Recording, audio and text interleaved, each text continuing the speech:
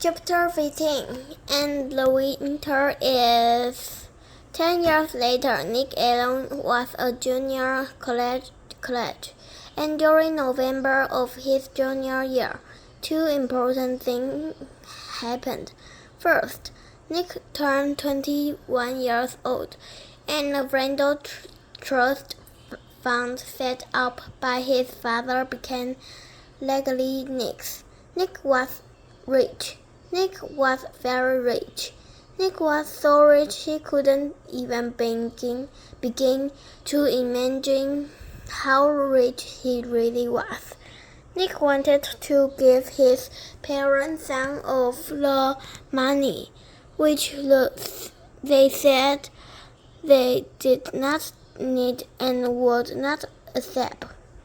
But Nick reminded them that they had always wanted to travel, and they should just think of this as a big birthday present or something. So they accepted. And Nick also wanted to give some money to his big brother, James, who said he did not need it and would not accept it. But Nick reminded James that his 2-year-old daughter would grow up and go to college someday. And besides, hadn't James once given Nick his whole baseball card collection? So James accepted the gift. After Nick went out and bought himself a fast new computer and about 10 new games and a mountain bike, and tried to forget about the money, which is a hard thing to do. But he managed pretty well and kept working on his college degree as hard as ever. The second important thing that fall was the arrival of a package at the door of Nick's apartment, and a large, heavy package. It was from Miss Granger. There were 3 things in the package. 1. A brand new edition Webster College Dictionary. 2. A short handwritten note taped to the cover of the dictionary, and 3. A fat white envelope. Turning the white envelope over, Nick saw the name his name. He had written there on September afternoon in Miss Granger's room after school 10 years ago. Nick set the envelope down and gently placed the note of the front of the dictionary. My dear Nicholas, please turn to page 541 of this book. Nick grabbed the dictionary and flipped to page 541, his heart pounding, and there between frame and frame he read Frindle, noun, a device used to write or make marks with ink. AR, arbitrary coinage, originated by Nicholas Allen, America. 19x7, C-pen. Nick went back to the note from Miss Granger. This is a brand new dictionary. The one I remembered that my students use for their homework. And now when I teach them how new words are added to the dictionary. I tell each and every one of them to look up the word Frindle. And of course, I have sent along that letter I promised to give you when our little battle was over. And now it's over. Your teacher, Miss Laura Lee Granger. Nick's head was spinning with shaking hands. He opened the wet white envelope. He pulled out the 10-year-old letter and began to read. Dear Nicholas, if you are reading this letter, it means that the word Frindle has been added to the dictionary. Congratulations. A person can watch the sunrise, but he cannot slow it down or stop it or make it go backward. And that is what I was trying to do with your word. At first, I was angry. I admit that. I was not happy to see the word pen pushed aside as if it did not matter. But I guess that if the Latin word for visitor had been Frindle instead of Pina, then you probably would have invented the word pen instead. Like the sunrise, some things just have a happening of, and all you can really do is watch. The word Frindle has existed for less than 3 weeks. I now see that this is the kind of chance that a teacher hopes for. The dreams about the chance to see bright young students take an idea they have learned in a boring old classroom and put it to a real test in their own world. I confess that I am very excited to see how it all turns out. I am mostly here to watch it happen, but somehow I think I have a small part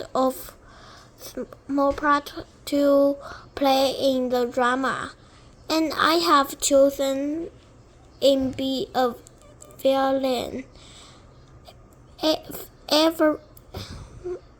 Every good story needs a bad guy, don't you think? So someday I will be asking to you, forgive me, and I hope you will.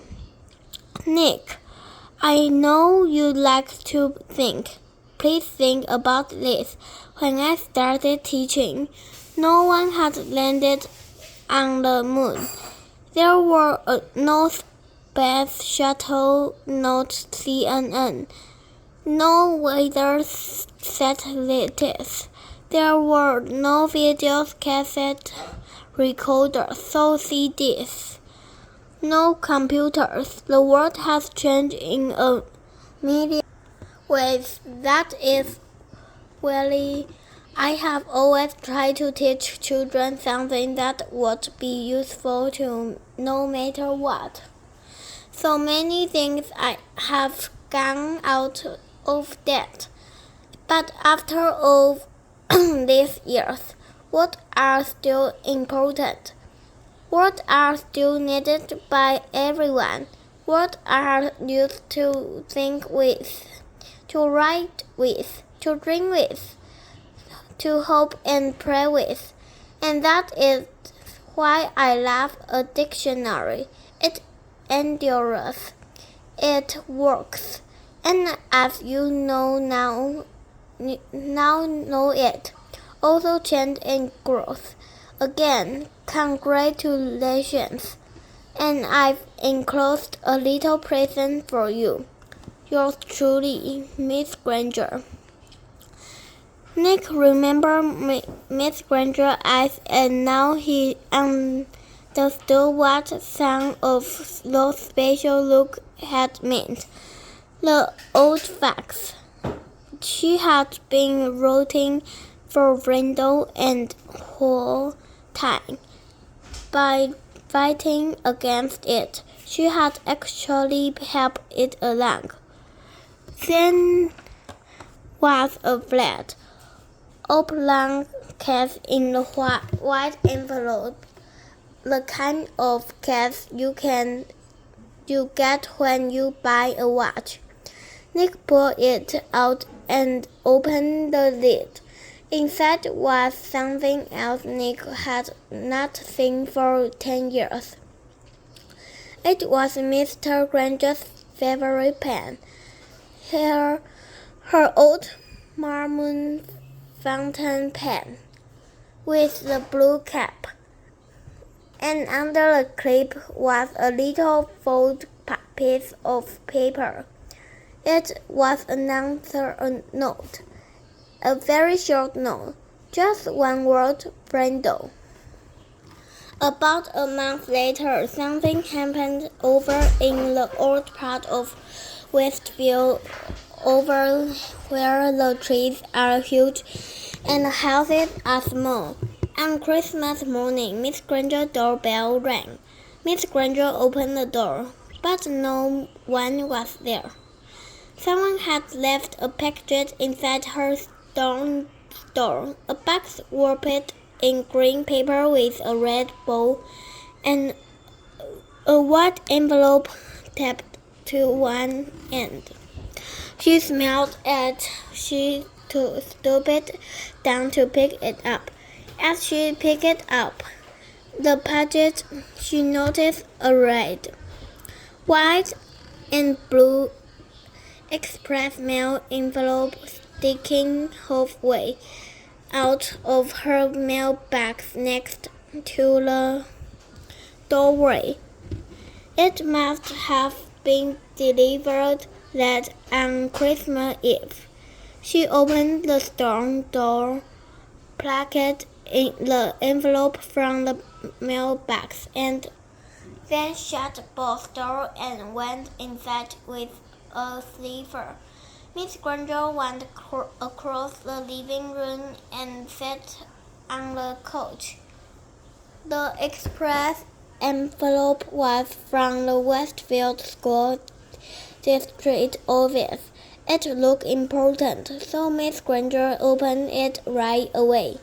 It was a letter from the superintendent of schools, a letter of congratulations, a permanent trust fund for college scholarships had been established, with a donation of $1 million from one of your former students. It would be called the Laura Lee Granger Student Fund. Miss Granger was sure it was a mistake, or maybe a prank. $1 million? Nonsense.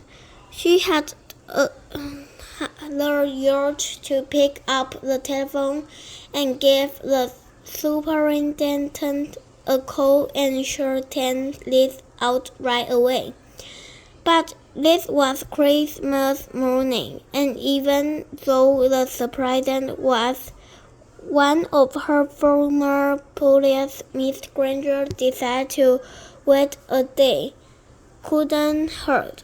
Besides, the other package was sitting next to her on the couch, waiting impatiently with its red bow. She opened the envelope first. It was a little Christmas card with a sloppy note offering the work of a fifth-grade boy. Dear Miss Granger, you are one of my favorite teachers. Here is something I want to have. Sincerely, a student of you. Miss Granger glared at the spelling mistakes, and then checked it and shook her head. Kids are always the same, year after year. Here she was in the 45th year of teaching, all set to retire in June. She could hardly remember a Christmas Day, and she didn't have a present from one of her students. Miss Granger pulled off the red ribbon and tore off the paper and lifted the lid of the box. She expected to find something made of yarn, plastic, or maybe crawly macaroni and glue.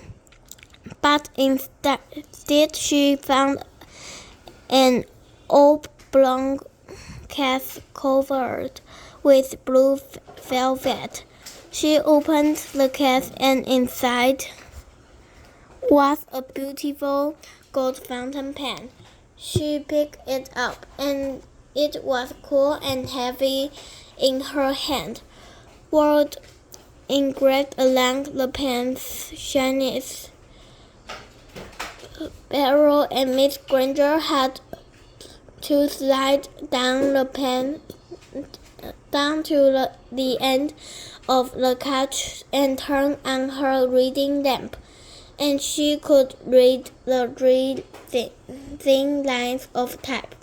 This object belonged Miss Lorelei Granger, and she may call it any name she chose. With love from Nicholas Allen.